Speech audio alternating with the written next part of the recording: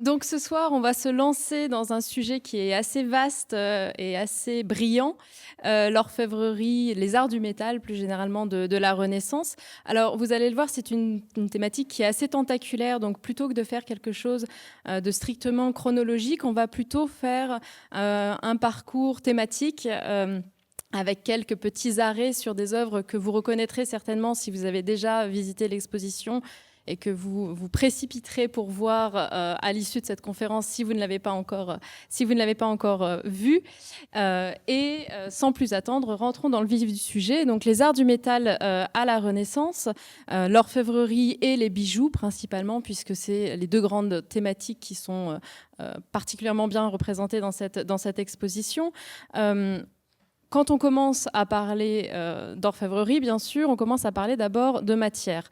Et cette matière, le premier écueil auquel on se heurte quand on étudie la Renaissance, c'est que c'est un peu difficile de savoir précisément d'où viennent les matériaux. Il y a un certain nombre de mines qui sont bien connues un peu partout en Europe, en Saxe, en Bohême notamment, des mines d'argent, et puis à la fin du 15e, dans le Tyrol, dans les Vosges, notamment à Sainte-Croix aux mines. Et on a une véritable ruée vers l'argent, justement, dans cette région au début du XVIe siècle.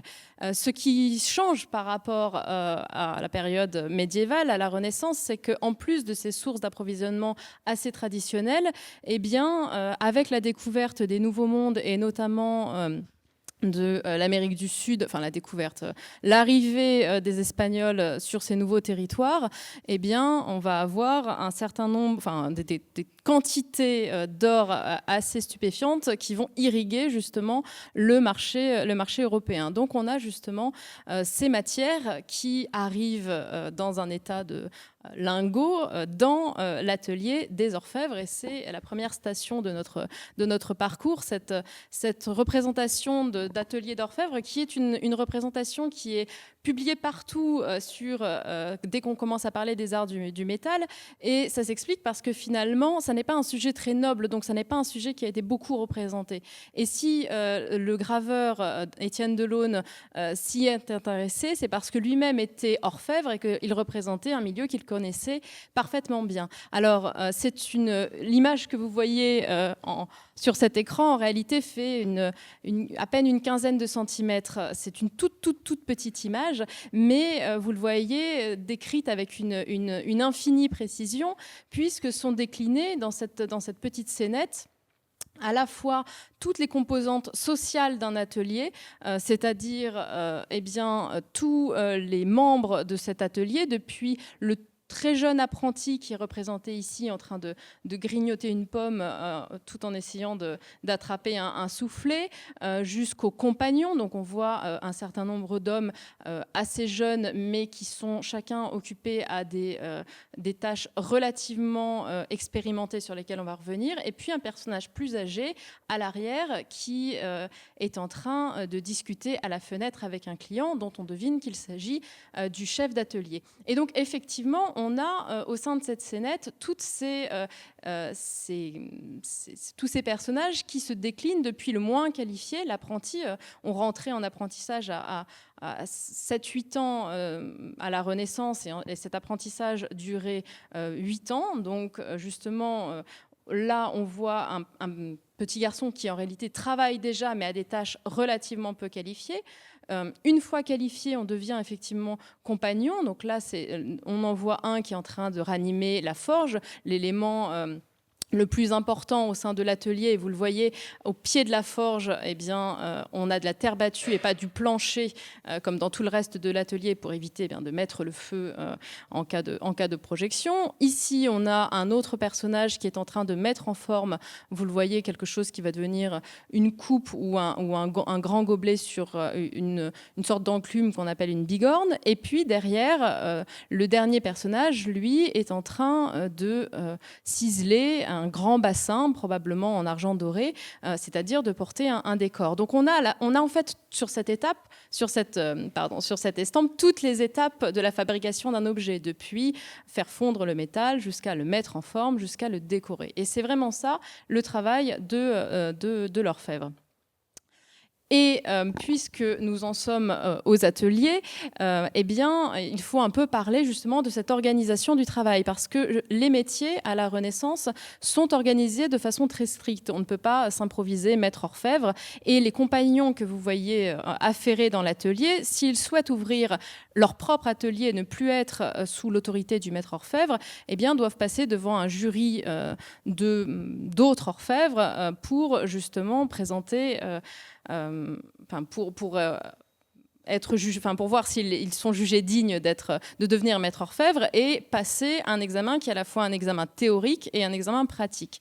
Cet examen pratique, le chef-d'œuvre, eh bien, est une espèce de morceau de bravoure où on attend du jeune orfèvre qu'il démontre sa capacité à mettre en forme une pièce d'orfèvrerie complexe et la décorer. Ici, ce que vous avez à l'écran, c'est d'une part ce que l'on pense être un chef-d'œuvre de maîtrise qui est conservé au Musée national de la Renaissance à Écouen, et une coupe qui n'est pas un chef-d'œuvre de maîtrise, mais qui en fait adopte la même forme. Vous le voyez, une forme un peu en clochette, ce que l'on appelle en forme de fleur d'Ancoli, c'est-à-dire une fleur qui adopte la forme justement d'une espèce de petite clochette. Alors bien sûr, la coupe en est la version stylisée, mais enfin, vous voyez que la partie de la coupe proprement dite, tant sur l'une que sur l'autre, adopte une forme qui est extrêmement difficile à mettre en œuvre. Il faut se rappeler que l'orfèvre, quand il cherche à mettre en œuvre cette forme, il part d'une feuille de métal qui est complètement plate. Et ensuite, eh bien, il va venir à la rétreinte, c'est-à-dire en maintenant cette feuille de métal à une température suffisamment élevée pour que la feuille de métal soit souple et suffisamment froide pour pas qu'elle se déchire en fait, ou elle s'affaisse plutôt quand il la met en forme. Il va la faire lui donner une forme en la tapant au marteau. Donc, c'est déjà une opération qui est relativement complexe en soi, mais vous voyez ici, dans les deux cas, la base est légèrement renflée, ensuite elle se resserre, et ensuite elle s'évase à nouveau, et on a en haut cette forme découpée comme ça en espèce de pétale. Donc évidemment, c'est très complexe. C'est une forme qui, du coup, va être systématiquement demandée aux jeunes orfèvres de Nuremberg. Et c'est aussi une forme qui va être assez classique dans toute cette production de Nuremberg, qui est, au XVIe siècle, la grande ville d'orfèvrerie d'Allemagne, avant d'être détrônée à la fin du siècle par Augsbourg, qui sont donc, pour toute cette période XVIe et début et XVIIe siècle, justement ces deux grandes villes allemandes pour l'orfèvrerie, et que vous allez retrouver extrêmement bien représentées dans l'exposition. Et vous voyez qu'ensuite, sur le chef-d'œuvre de maîtrise, eh bien, l'orfèvre, le compagnon orfèvre, a fait une sorte d'éventail de tout ce qu'il était capable de faire. Il a fondu la tige, il a ciselé la coupe, un certain nombre de décors que vous ne voyez pas bien sur le couvercle sont au repoussé, c'est-à-dire qu'il est venu taper au revers de la pièce pour faire sortir en relief un certain nombre d'éléments. Donc on a une sorte de démonstration de son talent. Et on voit aussi que il s'est un peu loupé, puisque ici, eh bien, la main arrive un peu dans le vide, alors qu'en réalité, bien sûr, elle devrait soutenir la coupe. Donc il y a une erreur, soit qu'il se soit trompé dans ses calculs, soit qu'il ait manqué de temps, puisque bien sûr, ce chef-d'œuvre devait être réalisé dans un temps déterminé. Bref. Ça n'a pas, comment dire, totalement abouti. Après, malheureusement, l'objet nous arrive tout seul et on ne sait pas s'il a été reçu ou non, mais le fait que l'objet n'ait pas été fondu après est plutôt bon signe pour lui. Donc, nous avons fabriqué notre objet, nous l'avons doré dans le cas d'un objet qui est... Enfin, plutôt, nous avons fabriqué notre objet. Il doit être commercialisé. Avant de le dorer, donc avant qu'on arrive à cette étape-là, l'orfèvre doit faire valider en fait cet objet qu'il vient de créer en le faisant passer devant le jury, enfin pas le jury, mais la police en réalité de la corporation, puisque ce métier, qui est un métier très encadré, eh bien, ordonne que tous les membres que tous les objets produits par les orfèvres de la ville passent justement devant ce contrôle pour vérifier le titre du métal. L'orfèvrerie, c'est du métal précieux. Donc, c'est un objet qui a une valeur en soi. Ça n'est pas une valeur que l'on lui accorde en fonction de sa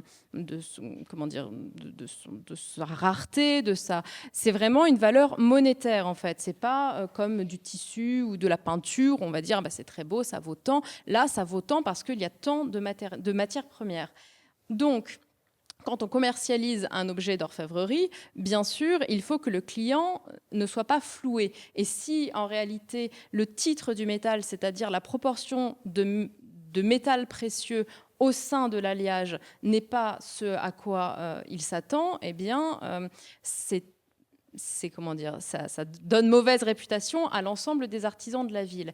Donc, les orfèvres se dotent de leur propre police, justement, pour contrôler tous les objets qui sortent afin de vérifier que ces objets sont bien au titre, c'est-à-dire à cet alliage réglementaire déterminé par les statuts de la corporation dans la ville. Et cet alliage, ce titre, varie en fonction des villes. Donc, l'objet presque fini est porté devant la corporation. Celle-ci teste le métal. Donc, vous voyez ici... Donc ici, on est sur le rebord de la coupe que vous voyez tout à l'heure. Donc ces deux objets sont dans l'exposition et ça, c'est ce qui est sous la chope. Donc vous voyez, sous la chope, on a cette petite trace ici qui est un strich et qui correspond en fait à une toute petite lamelle de métal qui a été prélevée pour justement tester si ça correspond bien à ce que ça devrait être. Et si ça correspond bien à ce qui est attendu, eh bien, la corporation applique son poinçon, pardon. Donc ici, c'est le poinçon de Jurande, donc de la ville de Nuremberg. C'est un N. Et à la fin de la réalisation de l'objet, eh bien, l'orfèvre applique son propre poinçon. Et ici, donc, on a le poinçon de Caspar Wiedemann. C'est très pratique, en fait. C'est très pratique par rapport à n'importe quel autre art décoratif parce que, justement, on a cette double identification. On a le poinçon de l'orfèvre qui, quand on a de la chance, est déjà identifié, donc on connaît son nom. Et on a le poinçon qui détermine le lieu où ça a été fabriqué. Donc, c'est très confortable et c'est d'autant plus confortable que pour certaines villes, notamment la ville de Paris, ce poinçon de corporation ou de jurande change tous les ans. Donc, c'est aussi un élément de datation extrêmement précis. Et c'est pour cela que finalement, l'orfèvrerie, quand elle a survécu, généralement, est assez bien... on a assez peu d'incertitudes sur ces objets, d'où ils viennent, quand est-ce qu'ils ont été fabriqués, parce que justement, on a des champs chronologiques qui sont assez bien déterminés. Donc, on a tous ces objets qui sont fabriqués. Bien sûr, l'orfèvre qui est dans son atelier a à sa disposition, pour les mettre en œuvre, un certain nombre d'éléments qui sont des éléments gravés, donc des estampes qui sont des modèles, ou parfois des modèles dessinés. Alors, ici, nous ne sommes plus dans l'orfèvrerie, mais dans le bijou. Nous allons y revenir un peu plus tard dans la présentation. Vous le voyez, c'est donc c'est le bijou qui fait l'ouverture de l'exposition, une très belle enseigne à chapeau, donc représentant un sacrifice d'Isaac. Et ce qui est amusant dans cette enseigne, c'est que d'après le style et la mise en œuvre technique, on pense que c'est un bijou qui est un bijou français, mais quand on regarde la composition, elle est directement inspirée d'une composition qui est aujourd'hui perdue, qui a été imaginée par Raphaël pour les loges du Vatican et qui a été ruinée assez tôt. Je crois qu'elle a disparu dès le XVIIIe siècle, mais que l'on connaît via des versions dessinées. Et il est assez probable que cette composition qui, comme toutes les œuvres sur les chantiers pontificaux, a été extrêmement copiée et à la fois par des copies dessinées et gravées, eh bien, a circulé et a servi de modèle justement pour la réalisation de ce bijou. Donc vous voyez qu'en fait, donc là c'est un cas très exemplaire parce que justement on a identifié précisément la composition, mais très souvent on a justement des décors sur ces pièces d'orfèvrerie. Quand on a de la chance, on trouve ce que c'est. Parfois, on se doute qu'il doit y avoir une estampe ou un dessin. On n'a pas encore mis la main dessus, mais on voit effectivement que justement, ces ateliers fonctionnent avec des fonds qui sont en permanence augmentés de nouveaux modèles. Alors, passons maintenant, une fois maintenant qu'on a fait le tour justement de la façon dont on fabrique, regardons les formes et les usages que prennent ces objets. Le premier usage, c'est un usage liturgique. L'Église est cliente traditionnelle des orfèvres, et cela s'explique parce que la célébration du culte catholique est un art du spectacle. On a un accent très fort qui est mis sur cette manifestation extérieure de la foi, avec une théâtralisation très importante de la cérémonie. Et à la Renaissance, cet élément, qui est un élément qui existait déjà à la période médiévale, est d'autant plus renforcé que l'émergence du protestantisme fait qu'une partie justement des croyants rejette cette dimension d'apparat et de spectacle. Et donc, en réaction, eh bien, ceux qui restent finalement dans le culte catholique mettent encore plus l'accent sur cette dimension de magnificence et de spectacle. Et ça, c'est quelque chose qui est déjà valable pour la Renaissance et qui le sera en fait encore plus après la réforme tridentine et pendant tout le XVIIe siècle. Et donc, de fait, l'Église commande énormément aux orfèvres. Et ici, vous avez à l'écran un certain nombre d'éléments liturgiques. Alors, le premier qui est présenté dans l'exposition est en réalité alors, on l'appelle élément d'autel parce qu'en réalité, il n'a pas de réelle fonction liturgique. C'est vraiment un élément décoratif que l'on place sur l'autel et qui participe justement de cette mise en scène générale de la célébration. Du point de vue du style, il regarde davantage du côté de la période gothique que de la période Renaissance. Et donc, c'est assez intéressant parce que c'est vraiment une œuvre de transition. Par sa date, il est déjà presque dans la Renaissance, mais par son style, il s'inspire beaucoup plus directement des cathédrales gothiques flamboyantes, notamment de Barcelone, que de l'architecture à l'antique vers laquelle vont se tourner les artistes de la Renaissance. Et c'est vraiment un exemple assez remarquable justement de cette orfèvrerie catalane de la toute fin du Moyen-Âge, avec ses lancettes, ses niches, ses remplages qui donnent l'illusion d'une église dans l'église finalement au sein de ce chœur où on peut l'imaginer. Et puis, à côté, j'ai mis d'autres exemples assez attendus, justement, de pièces d'orfèvrerie liturgique, un calice et sa patène, et aussi une paire de reliquaires. Et ce qui est intéressant sur ces objets, je commence à avoir des difficultés pour compter, c'est que ce sont des formes qui, bien sûr, sont conditionnées par l'héritage médiéval, mais qui voient arriver, en fait, une sorte d'incursion du vocabulaire de la Renaissance. C'est ce que l'on voit, par exemple, dans ces deux reliquaires, où on va avoir ce petit tempietto qui arrive au sommet avec des décors de petits poutis, et qui, alors même que la forme générale de l'objet et de sa fonction, en fait, est totalement ancrée dans une tradition et dans un héritage médiéval. Donc, je ne vais pas m'attarder plus longtemps sur l'orfèvrerie liturgique, mais j'insiste vraiment sur cette dimension de spectacle parce que c'est quelque chose que l'on va retrouver finalement également dans l'orfèvrerie civile et en particulier, bien sûr, l'orfèvrerie d'apparat, ce que l'on appelle les pièces de dressoir. Alors, pour introduire mon propos, je vais emprunter les mots d'un auteur de la toute fin du XVIe siècle qui donc Artus Thomas, qui est sieur d'Ambry, et qui va publier anonymement au tout début du XVIIe un pamphlet très violent contre les mœurs et la cour d'Henri III, qui s'appelle L'île des Hermaphrodites, où il se pose en voyageur qui découvre de façon un peu étonnée les mœurs d'une cour étrange et convié à un banquet sur cette île. Donc, en fait, tout le propos, c'est qu'il décrit vraiment avec un regard extrêmement innocent de quelqu'un qui ne comprend pas ce qu'il voit. Et donc, voilà ce qu'il écrit, justement, convié à ce banquet par le prince, enfin par le roi des Hermaphrodites. Donc, il y avait une fort longue table et assez large, dessus laquelle il y avait un grand linge étendu traînant jusqu'en terre. Dessus cette table, on avait mis un petit escalier de bois de 4 ou 5 degrés seulement, et sur lequel escalier, on avait étendu un autre linge qui couvrait chacune des marches. J'étais étonnée de quoi pouvait servir cette cérémonie. Mais aussitôt, on vint arranger dessus plusieurs sortes de vaisselles d'argent, comme plats, écuelles, assiettes, bassins, vases et guières, et tout cela disposé en fort bel ordre, de sorte que cela avait quelque ressemblance avec ces reposoirs qu'on fait en ce pays le jour de la fête Dieu.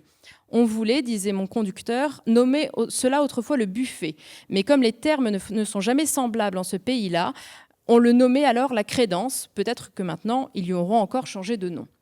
Donc, ce que ce touriste en terre hermaphrodite essaie de nous décrire, c'est à peu près ce que l'on voit ici sur cette représentation du banquet de la Toison d'Or, c'est-à-dire cette partie, ce dressoir ou cette crédence, puisqu'effectivement les deux termes peuvent être employés, c'est-à-dire une espèce d'architecture en gradin où sont présentées un certain nombre de pièces d'orfèvrerie d'argent doré qui ne sont pas destinées à être utilisées à table. On voit d'ailleurs que la crédence se trouve à une certaine distance des convives, mais qui participent du décor et qui crée finalement une sorte de théâtre à la majesté de la personne princière. Et vous voyez d'ailleurs que dans le texte, on le compare à ce que l'on met dans les églises le jour de la fête Dieu. Donc on voit bien finalement à quel point ça participe de la même logique.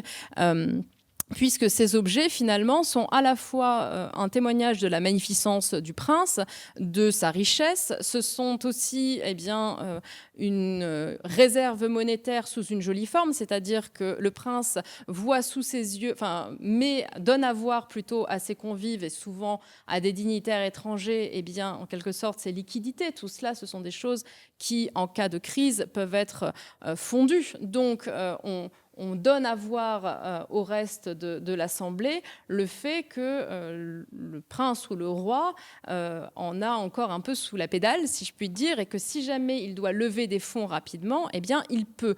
Et donc, ça n'est pas juste montrer qu'on est riche pour la beauté du geste, c'est vraiment un élément politique. Et c'est la même chose pour ce qui est de la parure sur laquelle on va revenir dans un instant. Donc, l'orfèvrerie d'apparat va sur la crédence et vous voyez qu'ici, à table, donc ici on est sur...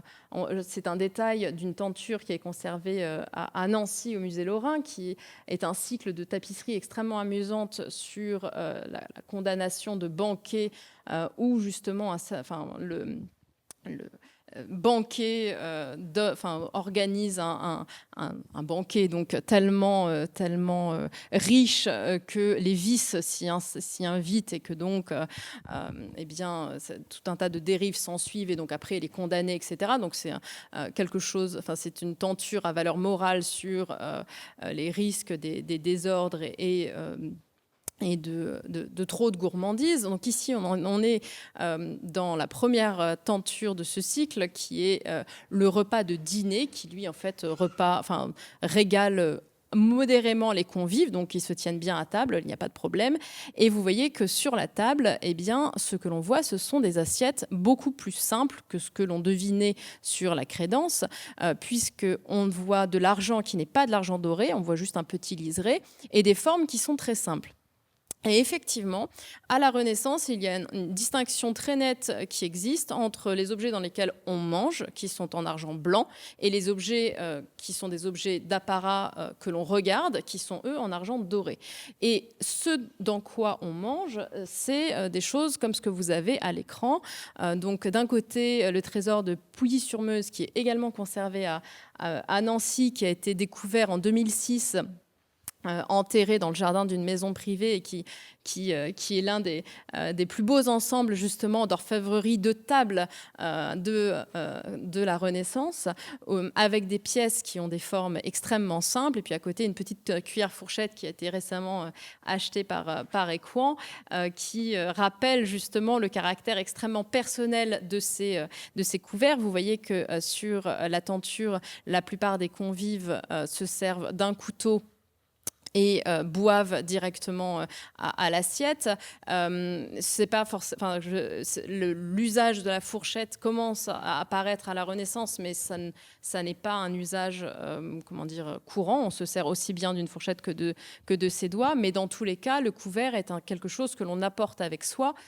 C'est pas le maître de maison qui met à disposition nécessairement les couverts, et donc, on a des versions pliables qui sont plus pratiques à emporter dans un petit étui suspendu à sa ceinture. Donc voilà pour ce dans quoi on mange. Comme je vous le disais, sur la table, il y a assez peu d'objets dorés, ou en tout cas des objets d'apparat, mais il y en a quand même deux qui sont généralement posés sur la table, la salière et la nef, qui eux ont des formes beaucoup plus spectaculaires, voire extravagantes. Donc en termes de salière, la plus belle conservée pour la Renaissance est malheureusement conservée à Vienne, mais elle a été créée malheureusement, est conservée à Vienne. Je ne vais pas faire de jugement de valeur sur cette information, mais vous saurez qu'elle ne peut pas sortir d'Autriche, puisque le gouvernement autrichien a fait passer une loi qui interdit son prêt à qui que ce soit. Donc, si vous voulez la voir, il vous faudra aller au Kunsthistorisches Museum. Et donc, cette salière a été commandée à l'orfèvre Benvenuto Cellini par le roi François Ier, et c'est un objet vraiment extrêmement caractéristique du style bellifontain développé par les artistes italiens, appelés justement par François Ier pour décorer le château de Fontainebleau. Donc le sel proprement dit va dans une petite coupe que vous distinguez à peine juste derrière. Le petit empiéto qui est sur l'avant est destiné à recueillir le poivre, et les deux figures allégoriques allongées représentent d'un côté la terre, de l'autre la mer. Et cet objet, qui est un objet absolument sublime d'un point de vue formel, est également bien sûr un objet très symbolique, puisque le sel, on considère que ça naît de l'union justement de la terre et de la mer, et donc on s'attend à avoir ces deux personnages. Ce qui est assez amusant aussi, et que je trouve assez drôle, c'est que donc sur la base, on a un certain nombre de petites figures de divinités allongées, et pour l'une d'entre elles, on fait directement le lien avec une sculpture de Michel-Ange qui est la figure du jour qui orne le tombeau des Médicis dans la chapelle Médicis de Florence, dont vous avez d'ailleurs une petite version réduite dans l'exposition. Alors, vous me direz, mais non, pas du tout, il n'est pas du tout tourné de la même façon. Et en fait, ce qui est assez drôle, c'est qu'on voit vraiment un moment de la vie de cette œuvre, puisque quand Cellini a quitté Florence pour aller un temps travailler à la cour de France pour François Ier, les sculptures de Michel-Ange étaient achevées, mais elles n'étaient pas encore montées sur le sarcophage tel qu'on les voit aujourd'hui. Et donc, la vision que Cellini en a eue, c'est une vision par-dessus, et pas du tout comme on la voit aujourd'hui, légèrement da sotto in su. Et donc, la façon dont il a transcrite, c'est la façon dont lui-même l'a vue, et dont on la verrait si on montait sur un escabeau par-dessus le sarcophage. Donc, salière sur la table. La salière, en fait, elle est posée, c'est un élément, comme je vous le disais, de prestige, d'une part parce que le sel est un condiment encore précieux et c'est généralement un objet qu'on va placer à côté du maître de maison. L'autre objet de prestige posé sur la table, c'est la nef. D'ailleurs, on la retrouve sur une autre des pièces de la tenture de la condamnation de Banquet, ici. Et la nef, c'est cet objet qui adopte une forme de navire qui, qui est déjà présent sur les tables médiévales et qui souvent donne, qui est censé accueillir la serviette et le couvert du maître de maison. Donc c'est une sorte de rangement un peu chic et extrêmement décoratif que l'on place sur la table. Alors dans l'exposition, vous en avez deux. La nef Burley, qui est le chef-d'œuvre absolu de l'orfèvrerie parisienne de la Renaissance, elle finalement combine cette idée de la nef médiévale avec la fonction de salière, puisque à l'arrière, sur le château arrière, vous avez un petit compartiment qui est destiné à abriter le sel. Donc finalement, on voit que cet usage finalement d'avoir et une salière et une nef sur la table parfois et réadapté et combiné pour donner naissance à des objets tels que celui-ci, où vous avez donc cette nef qui se présente sous la forme de ce bateau à 3 mâts, dont la coque est constituée par un coquillage, et puis à la base du mât central, eh bien, vous avez ce que vous ne voyez pas sur l'image, mais que vous irez regarder de près dans l'exposition, deux petites figures de Tristan et Iseut en train de jouer aux échecs, puisque dans la légende, eh bien, Tristan qui ramène Iseut, la fiancée de son oncle, donc en navire, enfin en bateau, eh bien, joue aux échecs, qui est une sorte de symbole de cour amoureuse, et c'est à ce moment que eh bien, les deux protagonistes dans la légende boivent le philtre qui est réservé normalement à Iseut et à son futur époux, et donc tombent amoureux. Donc c'est un peu le moment de bascule de la légende, et ici eh bien, c'est un petit clin d'œil assez amusant.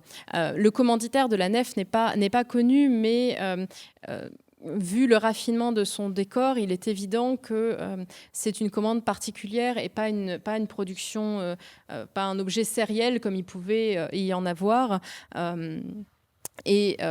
Cette nef et l'autre nef de la collection Altani qui est présentée dans la dernière section de l'exposition. Donc vous le voyez, on intègre toutes les deux un coquillage en termes en base, et ça rejoint ce que l'on va voir tout à l'heure sur les cabinets de curiosité, où justement on donne à des objets ramenés de provenance lointaine, des coquillages, des œufs d'autruche, des noix de coco, des montures somptueuses d'orfèvrerie qui visent d'une part à les protéger, à les présenter, et aussi quelque part à renforcer à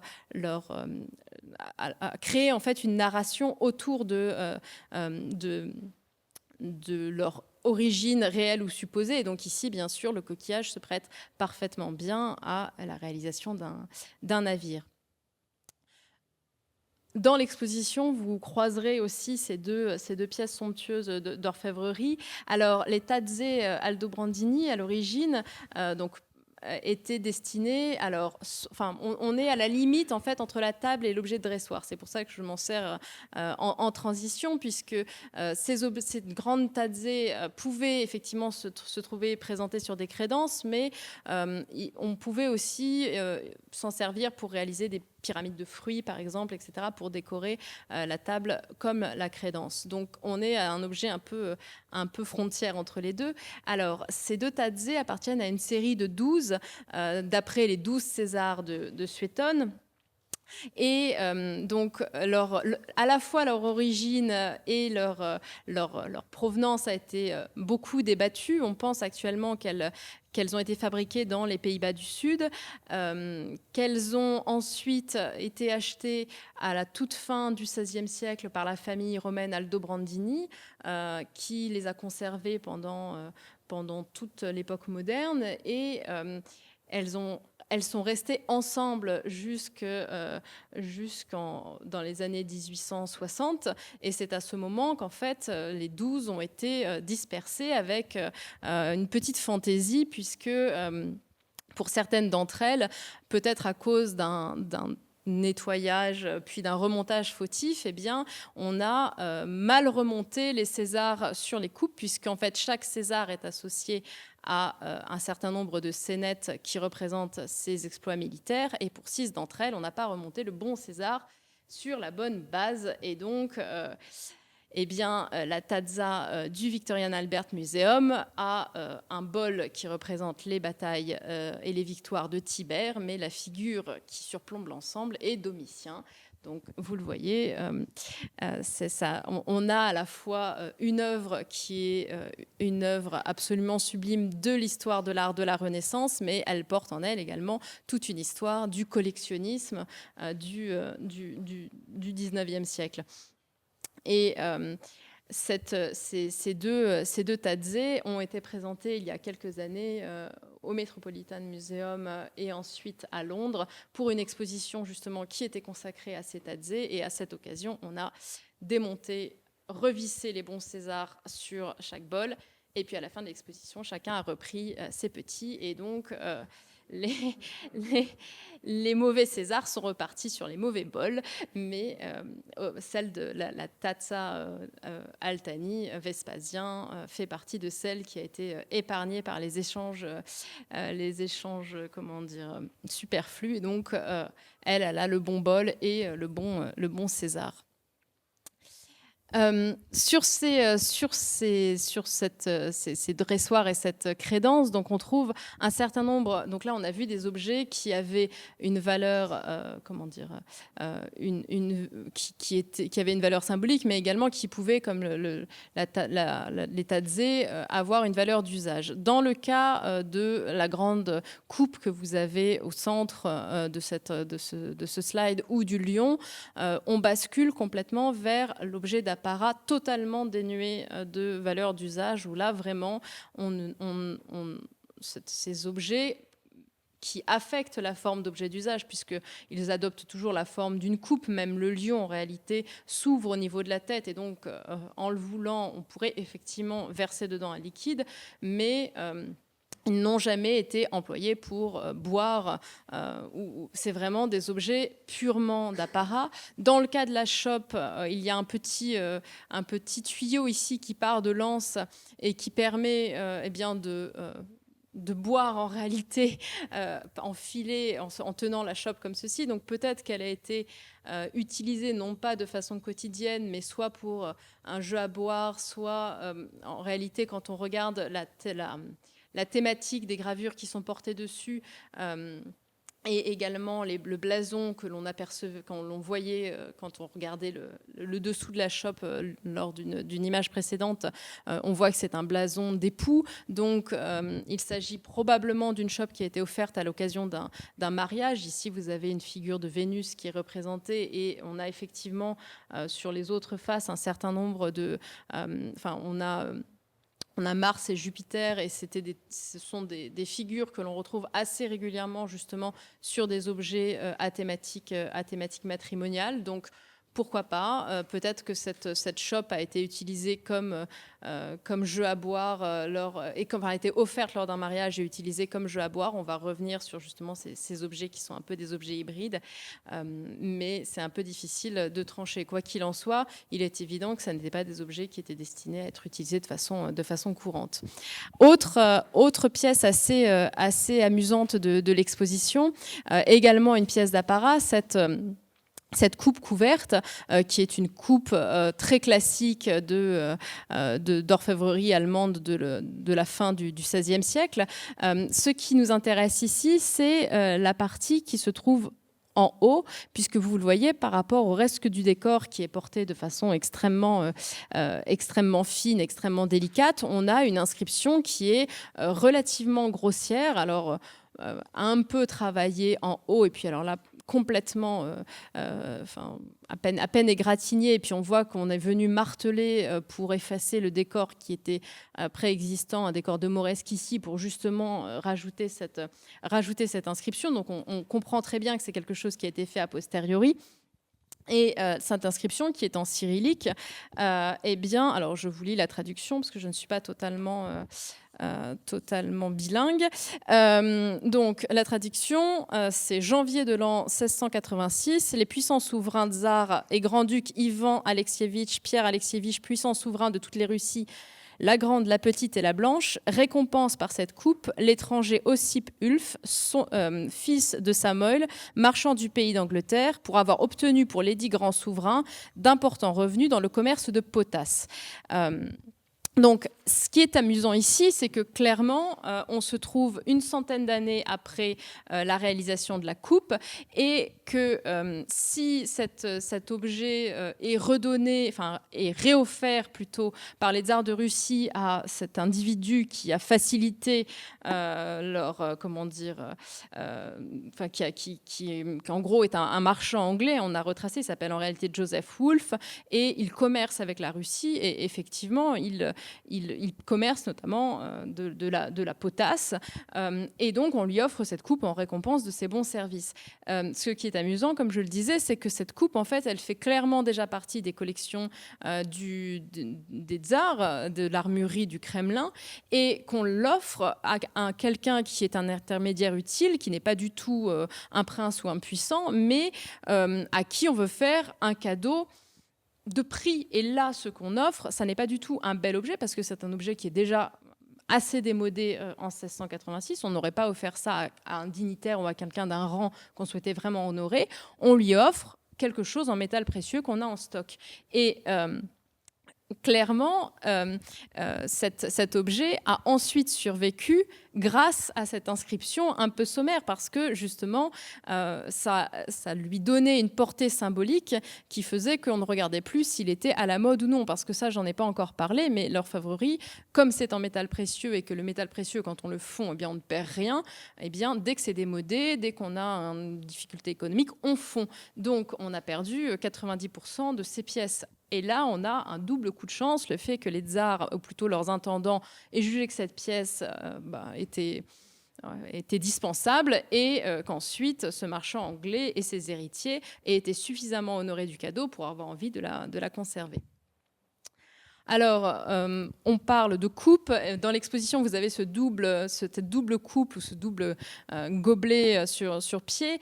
Là aussi, on est dans un objet qui est un peu hybride, parce que c'est un objet qui est un objet de crédence, mais en même temps, c'est un objet qui peut avoir, pour des occasions un peu spécifiques comme la célébration d'un mariage ou la célébration d'une alliance, qui peut avoir justement une valeur rituelle. Vous le voyez, les deux coupes sont exactement de la même taille, et donc la boisson et le partage de la boisson ayant une fonction symbolique, évidemment, eh bien, on peut s'en servir une fois pour justement marquer une alliance particulière, et ces doubles gobelets sont là aussi une forme particulièrement répandue, et vous avez en regard un modèle gravé de double coupe qui est extrêmement proche de notre objet. Et donc là encore, vous avez une illustration de ces sources décoratives à disposition des orfèvres.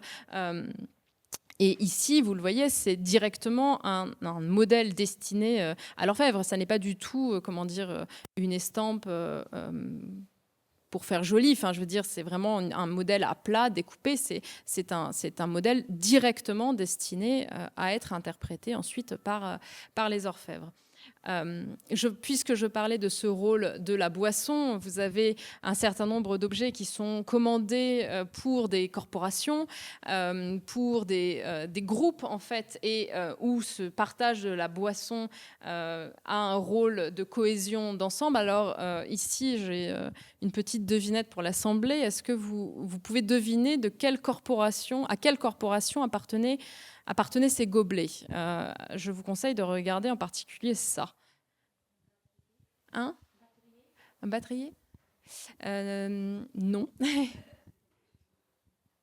Je sais qu'il y a des gens qui vont tricher dans l'Assemblée parce qu'ils savent déjà, c'est mal. Non, pas un horloger. En réalité, c'est une corporation de boulangers. Ce que vous voyez, c'est une sorte d'ersatz de bretzel.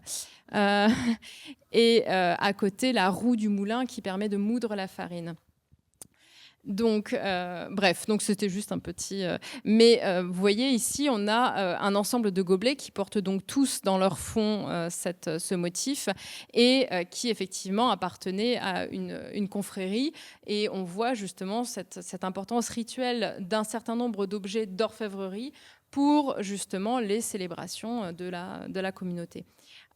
Et puis la boisson est également l'occasion d'un certain nombre de jeux à boire donc ici, vous avez un petit échantillonnage d'objets qui sont des objets un peu amusants finalement, avec ce tonneau qui est assez simple, ce Bacchus dans ce tonneau déjà plus amusant, qui est donc une coupe, il se décapsule par la tête, et qui tient bien serré contre lui d'un côté sa gourde et de l'autre côté sa saucisse. Que nous avions d'ailleurs choisi comme illustration pour nos réseaux sociaux au moment de la sortie du premier confinement. On l'avait trouvé très adapté. Et puis, ces deux gobelets de mariage, donc vous le voyez, en réalité, ce sont deux gobelets superposés, puisque vous avez la petite coupe qui est tenue par la dame par-dessus sa tête, et puis sa jupe qui, quand on tourne l'objet, forme un gobelet plus grand. Et tout le défi de cet objet, c'est donc de remplir les deux coupes, la grande et la petite, et ensuite de demander aux jeunes mariés de boire en même temps, le marié dans la grande coupe, la mariée dans la petite coupe. Opération délicate qui devait se solder assez régulièrement par un échec et donc amuser l'assemblée.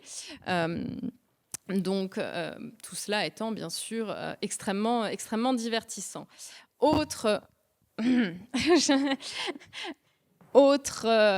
possibilité, le gobelet pouvait venir à vous animé par sa propre force automate, vous le voyez, puisque ce petit personnage se remonte et pouvait avancer de lui-même sur la table pour s'arrêter devant un convive et celui devant lequel l'automate s'arrêtait probablement devait boire. Donc on imagine bien le type de divertissement.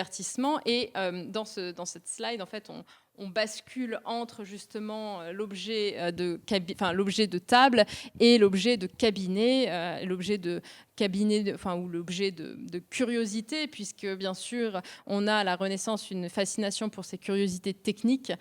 Et donc, vous avez ici ces objets qui sont à la fois, pour celui-ci, un objet de table et de divertissement, mais également des merveilles automates. Puisqu'on a à la Renaissance, ce progrès qui est fait à la fois dans la mesure du temps et aussi dans la capacité de mettre en œuvre des automates de plus en plus complexes, comme cette horloge figurant le char de Bacchus, et aussi comme ces deux petits automates, dont celui-ci qui est présenté dans l'exposition, où on combine finalement cette merveille technique et cette merveille naturelle, puisque le mécanisme de l'automate est dissimulé dans la coque, la carapace, merci, de la tortue. Et ça me permet de faire une transition vers justement ces merveilles ces merveilles de cabinet. Donc là, on sort du domaine des arts de la table et on arrive justement dans la curiosité et le cabinet de curiosité. Ce que vous voyez à l'écran, c'est le portrait du plus grand orfèvre allemand de la Renaissance, Wenzel Liebnitzer, qui a laissé un certain nombre d'œuvres particulièrement spectaculaires, à la fois par leur technique et par leur extrême inventivité, leur rapport à la nature, à l'ornement, à cette volonté finalement de l'artiste de se mesurer à la création, puisque vous le voyez sur ce surtout Merkel qui est monumental, qui fait, je crois, près d'1 mètre de haut. C'est vraiment quelque chose qui est très imposant. Eh bien, vous voyez qu'au pied de cette de cette figure féminine de Cérès, eh bien, on a toute une végétation extrêmement illusionniste qui reproduit en orfèvrerie un peu ce que tente Palissy pour la céramique, c'est-à-dire cette volonté pour l'artiste de se mesurer au vivant et à voir justement ce qu'il est capable de produire. Donc ces objets, ce surtout Merkel et également cette Daphné que vous voyez ici à l'écran qui est conservée à Écouen, ce sont des objets pour le coup non plus, enfin pour le surtout Merkel, on peut imaginer qu'il a été présenté sur un dressoir d'orfèvrerie, mais pour Daphné, il est évident qu'elle a été présentée dans un cabinet, enfin dans une chambre des merveilles. On emploie le terme régulièrement de cabinet de curiosité, mais finalement c'est un terme qui arrive un poil plus tard dans l'historiographie, mais c'est vraiment cette idée, c'est-à-dire qu'on fait venir d'un peu partout de tous les horizons des objets qui sont des objets surprenants, amusants, parfois mal compris par les Européens, et on reconstitue autour du prince un univers en miniature qui reproduit finalement des territoires sur lesquels parfois il règne à distance, mais qu'il ne verra jamais de ses yeux. Et donc, on concentre finalement des merveilles naturelles, des merveilles techniques, des merveilles scientifiques.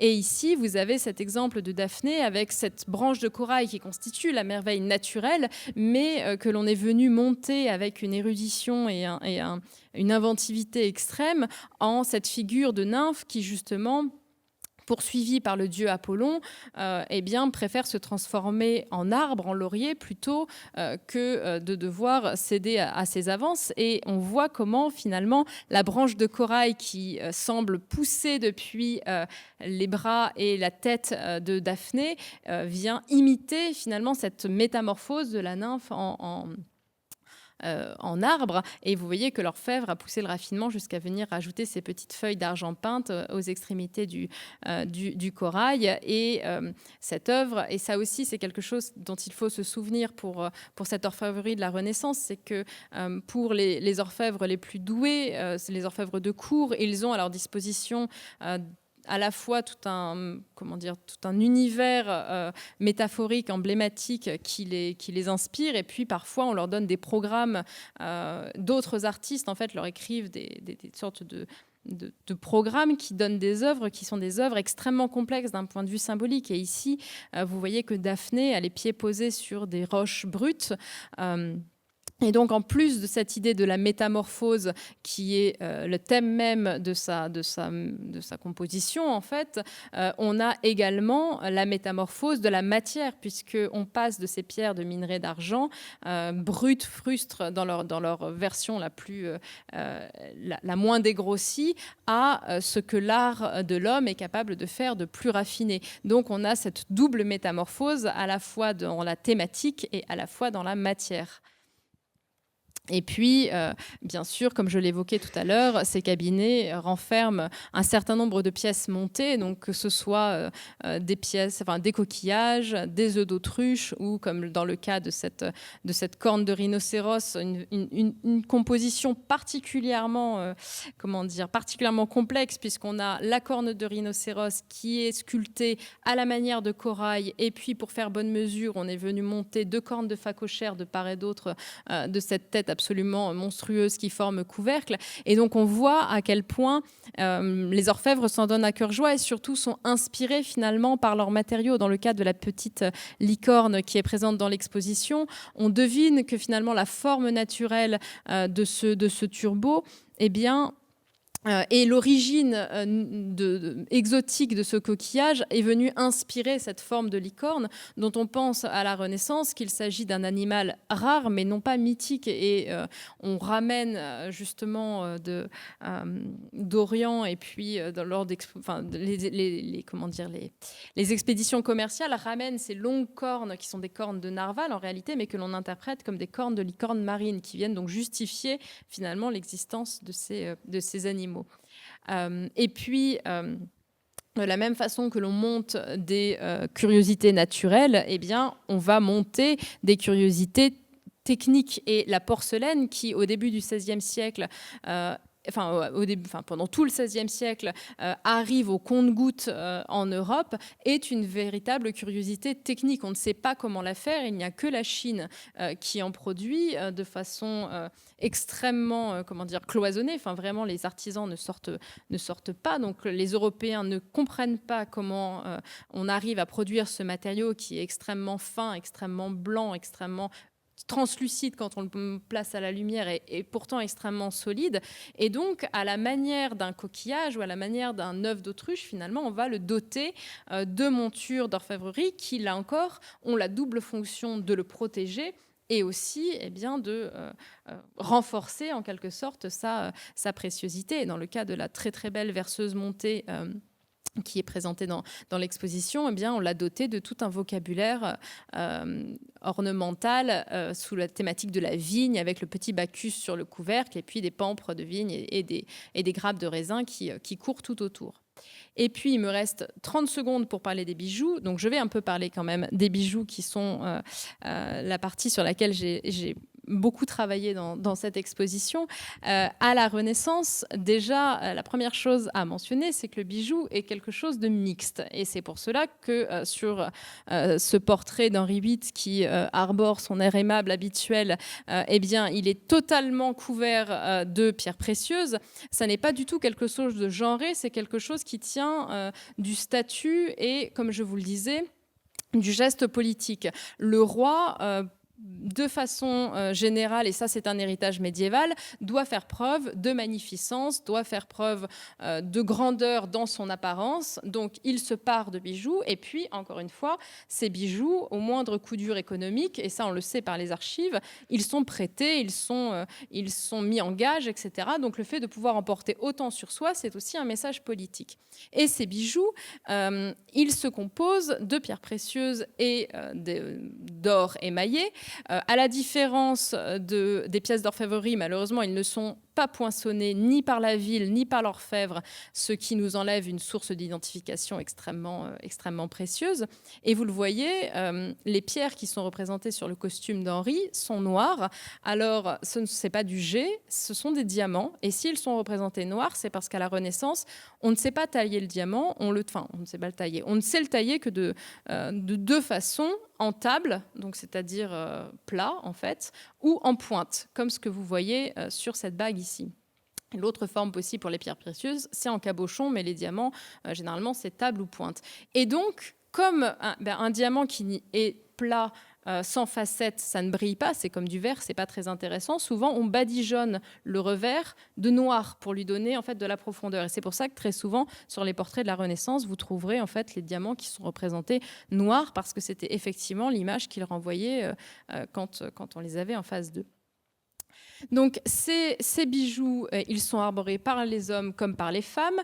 Le bijou le plus traditionnel, c'est la chaîne d'or que l'on trouve partout en Europe et tout particulièrement en Allemagne où elles sont portées tant, là encore, par les hommes que par les femmes, mais en de multiples rangs, et qui servent à suspendre, comme vous le voyez ici, tant des bagues que des pendentifs qui peuvent être, ici, on devine qu'il s'agit d'un camée, mais ici, c'est une médaille qui symbolise la fidélité de la dame en question au prince électeur de Saxe, je crois, de mémoire. Et ici, et en fait, ces médailles à l'image, à l'effigie du souverain, sont vraiment quelque chose que l'on va retrouver un peu partout dans le monde germanique et qui va se décliner également sous forme de portraits. Le souverain partout en Europe va offrir son image en portrait parce que justement, c'est à la fois un cadeau de prix et un honneur finalement et une matérialisation physique du lien de fidélité qui unit le souverain au noble avec qui à qui il en fait cadeau. Et puis, quelques petits exemples de choses que vous verrez dans l'exposition. Ce magnifique pendant aux 7 vertus où on voit justement cette espèce de symbiose entre les arts, l'héritage antique formel, puisque Ces petits personnages sont présentés dans une sorte de temple très architecturé et adoptent finalement la forme de divinité de l'Olympe, alors qu'en réalité il s'agit de vertus chrétiennes, ce qu'on n'identifie pas nécessairement au premier coup d'œil. Et on voit en fait, là encore c'est très frappant, à quel point les pierres précieuses servent de support à cette composition et non pas l'inverse. Et effectivement, à la Renaissance, les pierres précieuses ne brillent pas et on va donc se reposer sur l'émail pour apporter la couleur et la brillance.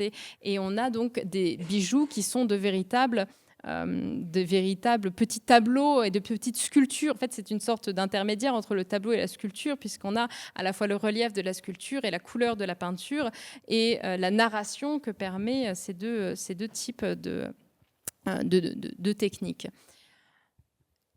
Donc, je voulais simplement, et pardon, je déborde, vous coupez-moi quand ça n'est vraiment plus possible de déborder, Hélène. Je n'ai plus que 2 slides. Et prenez patience.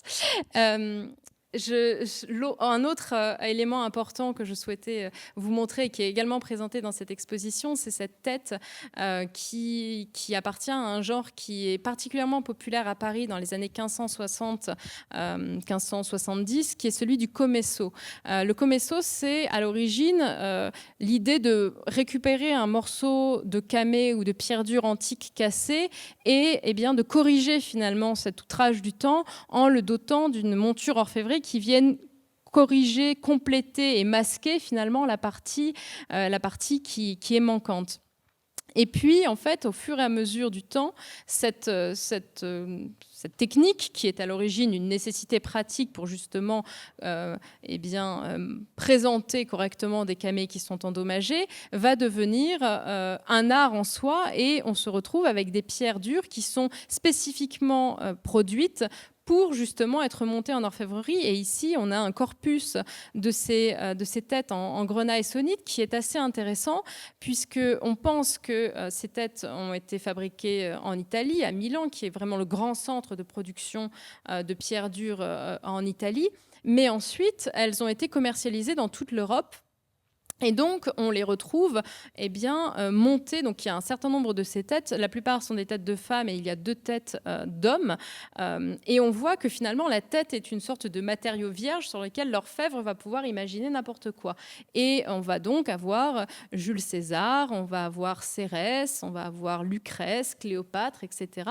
Et vu le style des montures, on voit que ces têtes, en fait, sont diffusées dans toute l'Europe, puisque le César a une monture qui est une monture a priori française.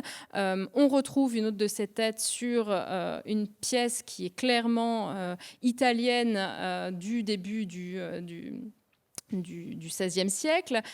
Une monture, celle-ci est au Waddesdon Manor en Angleterre, qui a une monture qui est plutôt anglaise. Et puis celle-ci, pour le coup, je n'ai pas d'hypothèse sur la monture, mais elle se trouve au musée de l'Ermitage à Saint-Pétersbourg. Et donc on voit en fait finalement à quel point ces objets voyagent et à quel point ces orfèvres récupèrent des matériaux d'un peu partout. De la même façon que ici, on va avoir une tête qui est une tête antique qui va être montée sur un corps où on est venu monter une perle baroque et que l'on vient compléter avec une jambe et des bras sculptés, mais cette fois-ci de façon contemporaine, dans une pierre dure, sur un fond de lapis. Et puis pour terminer sur ces perles baroques montées, vous le voyez, on termine sur cette très jolie petite salamandre du Victorian Albert Museum qui associe justement cette perle baroque à un petit animal que l'on associe à la passion amoureuse. Vous le voyez dans ces emblèmes amoureux publiés au tout début du XVIIe. On voit un petit Cupidon qui tire une flèche sur ce lézard dans la fournaise, et ça symbolise justement l'amour ardent. C'est ce qu'explique le petit texte qui accompagne l'emblème. Et ce petit bijou, alors ça n'est pas le même qui est représenté, mais si ce n'est lui, c'est c'est son frère, on le retrouve épinglé sur la chevelure de cette dame richement parée qui porte également de l'autre côté un autre emblème amoureux, un œil transpercé de flèches, ce qui symbolise le regard ardent de l'être aimé. Donc ces bijoux, vous le voyez, ils sont très modulables parce qu'on peut les suspendre dans la chevelure, on peut les coudre sur l'avant de la robe, on peut les coudre sur la manche et finalement, on arrive à une sorte de parure qui s'adapte en fonction des moments et qui, comme je le disais, peut être arborée tant par les hommes que par les femmes. Pour terminer sur cette présentation, je voulais simplement revenir sur cette idée justement d'apparat et de divertissement. Je ne sais pas si certains d'entre vous ont lu Un roi sans divertissement de Giono. Peut-être vous souvenez-vous que dans l'intrigue, le narrateur, enfin le policier est à la recherche de quelqu'un qui tue des gens dans un village de Haute-Provence. Et le soir de Noël, il va à l'église et il voit le dressoir enfin pas le dressoir, mais l'orfèvrerie rutilante et tous les instruments liturgiques. Et il dit au prêtre, ce soir, il ne se passera rien parce que je pense que le tueur aura un divertissement suffisant. Et au-delà de cette histoire de tueur qui est très spécifique à Giono, je pense que c'est vraiment quelque chose qui est important pour la Renaissance, cette notion justement de procurer pour la personne qui voit ces objets, qui sont des objets extrêmement brillants, qui rutilent de lumière, qui par leur forme, par leur décor, sont faits justement pour jouer avec cette lumière vacillante des chandelles. Ces objets sont des objets qui sont faits pour frapper l'imagination, pour émerveiller, pour surprendre, pour être jalousé et quelque part pour divertir. Et c'est sur cette idée de divertissement que je vais terminer cette intervention. Je vous remercie pour votre attention.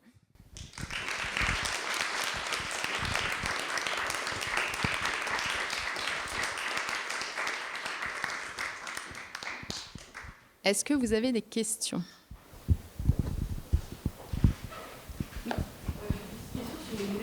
Oui.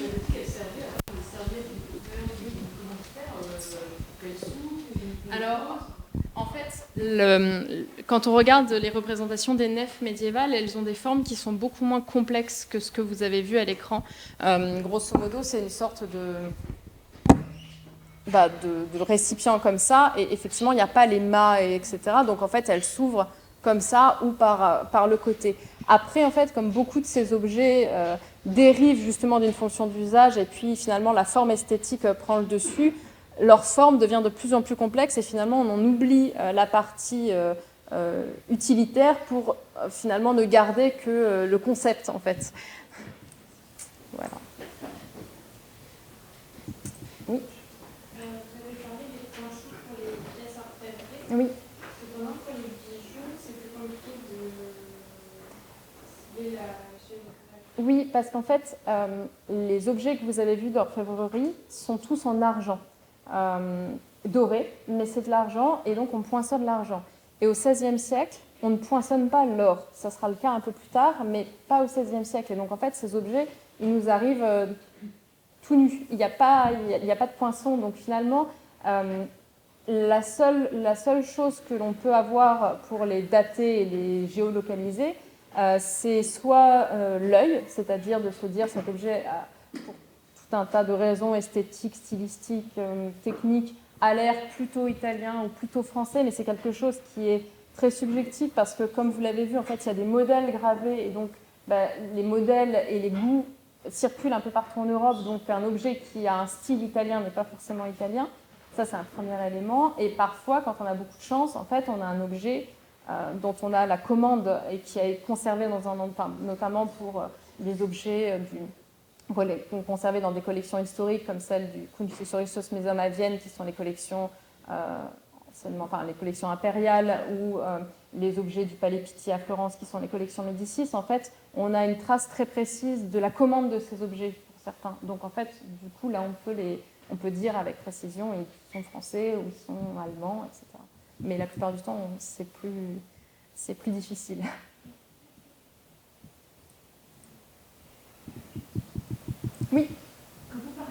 poinçons qui permettaient d'identifier, de titrer. Oui. Est-ce que, juste avec regarder, on sait exactement la composition de l'alliage? Alors, en fait, on sait exactement parce qu'on connaît la plupart du temps les statuts. En fait, le titre, l'alliage est vraiment fixé par les statuts de la corporation. Donc, l'alliage de Paris, dans les statuts de la corporation, il y a marqué dans l'alliage d'argent, il doit y avoir tant d'argent, tant de... Donc, en fait, si on voit un poinçon de Paris et qu'on connaît déjà cette réglementation, en fait, on sait que cet objet doit être en théorie à tel titre. Si on ne sait pas, mais qu'on a reconnu le poinçon de la ville, tout cela, alors pour le coup, il y a vraiment beaucoup de gens qui ont travaillé assez tôt sur la question, donc tout est très bien publié et normalement on sait à combien est le titre du métal. Mais en réalité, ça varie un petit peu entre les villes, mais grosso modo, pour l'or, on est toujours à ce qu'on dirait aujourd'hui 22 carats. C'est des compositions qui sont plus riches en métal précieux que nos compositions de métal actuelles, en fait. Donc voilà.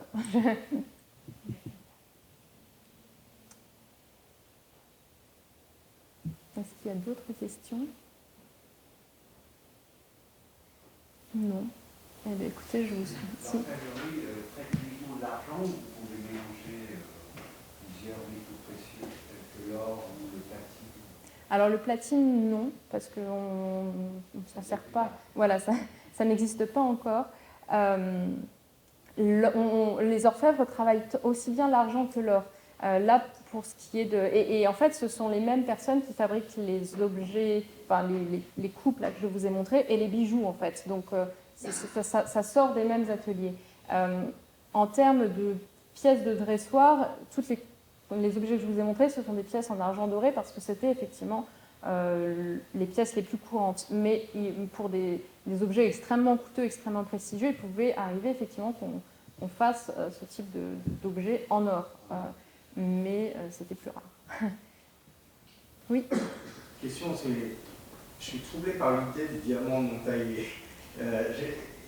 Comment ça se fait qu'à cette époque-là, les gens, parce que vous avez dit qu'il n'y avait pas que le diamant, c'est que les pierres étaient... Non, les pierres, en fait, effectivement... Pourquoi les gens s'y intéressaient historiquement?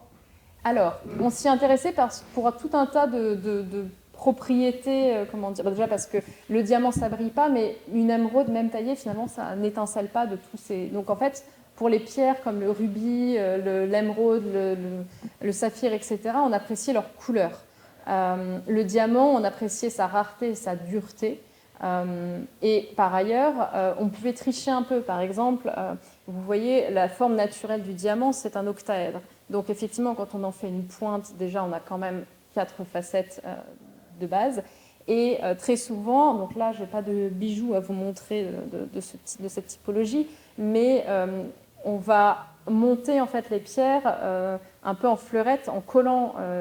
en gros, on va faire des demi-pointes en quelque sorte, de façon à ce que pour quelque part que les pierres se reflètent les unes dans les autres. Donc on va avoir quelque chose qui va briller. Mais par exemple, dans les carnets de Cellini, donc l'orfèvre de la Salière, qui a aussi fait des bijoux, donc il écrit un certain nombre de recettes, et il écrit notamment une recette pour un badigeon de noir qu'il place à l'arrière de son diamant et qui leur donne une très belle profondeur. Et donc, en fait, la pierre ne brille pas, mais on lui donne une certaine... voilà. Et il faut imaginer ces pierres, encore une fois, montées donc, avec leur fond de couleur, avec tout autour ces émaux très colorés. Et là aussi, le type de ces montures de la Renaissance, ça s'explique aussi justement par ce côté non brillant des pierres précieuses. Et à la fin du XVIe siècle,